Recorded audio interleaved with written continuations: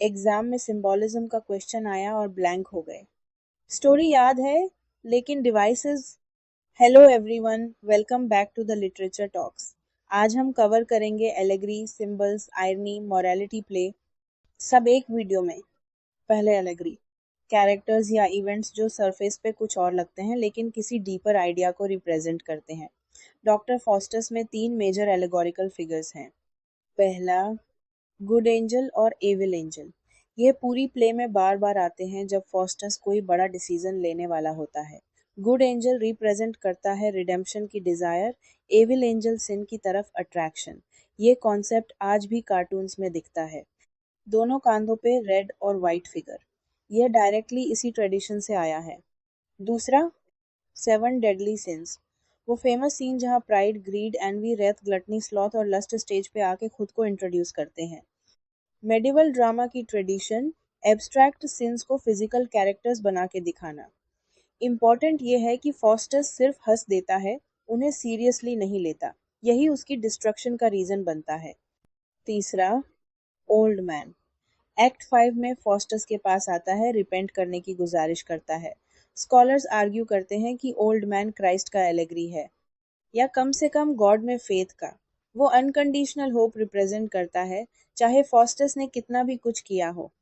अब सिंबल्स, सबसे important, blood. Faustus अपने खून से कॉन्ट्रैक्ट साइन करता है। परमानेंस का सिंबल डील लिटरली उसके बॉडी से सील्ड है, लेकिन खून जम जाता है, इंक नहीं बनता। फॉस्टस सोचता है, क्या मेरा अपना बॉडी मुझे रोक रहा है? उसका खुद का बीइंग जानता है कि यह गलत है। फाइनल मोनोलॉग में वो क्राइस्ट का ब्लड स्काई में स्ट्रीम करते देखता है। ब्लड दोनों तरफ काम करता है। एक तरफ डैमनेशन की सील, दूसरी तरफ सैल्वेशन की पॉसिबिलिटी। दूसरा सिंबल, अथॉरिटी का रिजेक्शन। एक्ट 1 में फॉस्टस एक एक करके सारी फील्ड्स रिजेक्ट करता है। Aristotle, gallon, Justinian, Bible. ये मॉडर्निटी का डिलेमा सिंबलाइज करता है।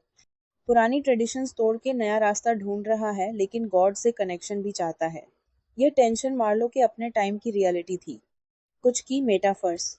एक्ट 2 में फॉस्टस कहता है, the God thou सर्व्स्ट is thine own apatite.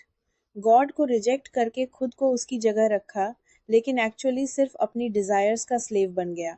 Pride कहता है, I am like Ovid's flea, I can creep into every corner. Subtly enter करता है, सोल को कंप्लीटली टेक ओवर कर लेता है।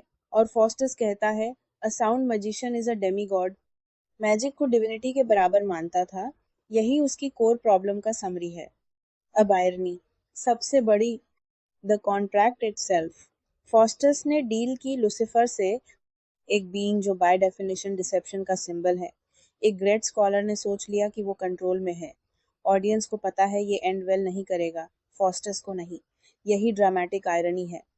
दूसरी, हेलन ऑफ ट्रॉय वाली स्पीच। फॉस्टस मांगता है, make me immortal with a किस। इमॉर्टैलिटी सिर्फ गॉड दे सकता था, जिसे फॉस्टस ने रिजेक्ट किया था। उसकी डीपेस्ट डिजायर वही है जो क्रिश्चियनिटी ऑफर करती थी। तीसरी, एक्ट 1 में फॉस्टस नेक्रोमेंसी की बुक्स के बारे में कहता है, these books are heavenly. Christian word non Christian चीज के लिए। पूरी प्ले में फॉस्टस क्रिश्चियन लैंग्वेज यूज करता रहता है, जो प्रूव करता है कि चाहे वो कितना भी रिजेक्ट करे, क्रिश्चियनिटी उसकी थिंकिंग का कोर है। Last, morality play. ये एग्जाम में कॉमनली पूछा जाता है।